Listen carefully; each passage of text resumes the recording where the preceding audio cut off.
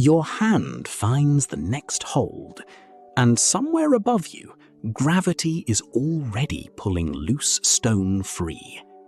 A single dislodged rock can reach lethal speed within seconds of falling. Even a fist-sized rock, falling from height, can strike with enough force to kill on impact. Most climbers assume rockfall means a visible landslide. It rarely does. The most dangerous rockfall often involves a single stone, falling silently, faster than sound can warn you. Dr. Chris Massey, a geologist who studies rockfall hazards, has spent years analysing exactly how and why stones detach from cliff faces. His research revealed something most climbers never expect. Rock doesn't need a dramatic trigger to fall. Freeze-thaw cycles, tiny temperature swings that expand and contract water inside rock cracks, slowly work stones loose over months or years. Which means a rock that falls today may have been loosening for seasons before anyone climbed anywhere near it. So why do most climbers never see the rock that hits them? Physics works against visibility here. A rock accelerating under gravity can reach speeds of over 100 miles per hour within just a few seconds of falling.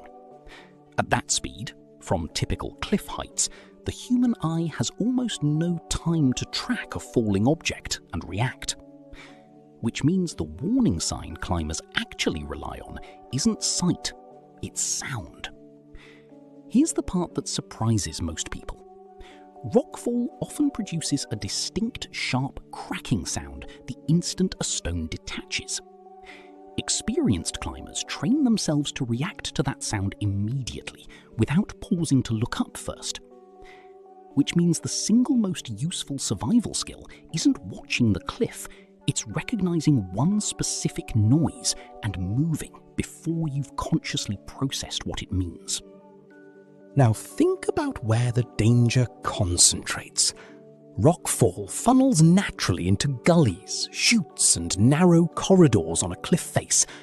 Climbing routes that avoid these funnel zones dramatically reduce exposure to falling debris, which means route selection, made long before the climb begins, is one of the most powerful survival decisions a climber can make. Here's where the story gets stranger.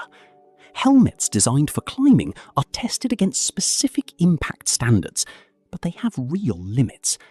A helmet can meaningfully reduce the severity of a glancing impact, but it cannot fully protect against a large rock falling from significant height.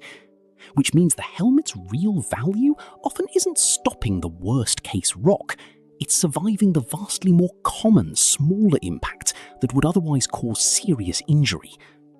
So what actually happens in the moment a climber hears that sound? Mountaineering safety guides recommend pressing close against the rock face, minimizing the surface area exposed to falling debris. Turning your back to the cliff, counterintuitively, often increases injury risk by exposing the head and spine. Which means the instinct to turn and look can be the exact motion that turns a survivable situation into a dangerous one. Here's the part almost nobody expects.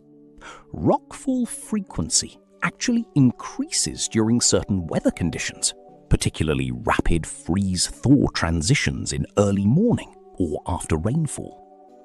Experienced alpine guides often plan climbing schedules specifically around these known high-risk windows, which means timing a climb isn't just about convenience. It's a calculated attempt to avoid the hours when the mountain is statistically most likely to shed rock. Researchers studying climbing accidents found something equally telling.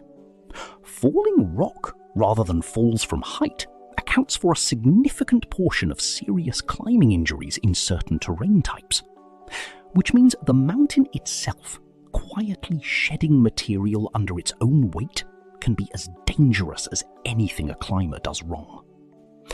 So, could you actually survive a rockfall while climbing a cliff face?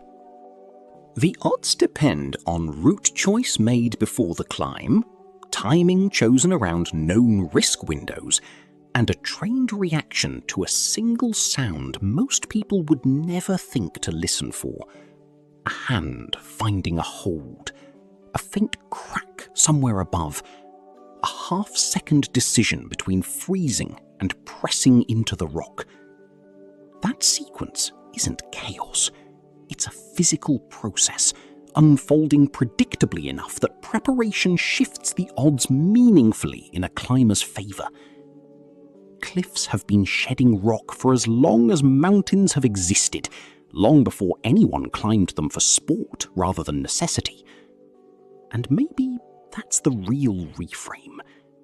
We think of a cliff as something fixed, something solid enough to trust completely. But every cliff face is quietly falling apart, one freeze-thaw cycle at a time, whether or not anyone is there to hear it. The only real defense against a mountain slowly dismantling itself is learning to move before the sound finishes reaching you.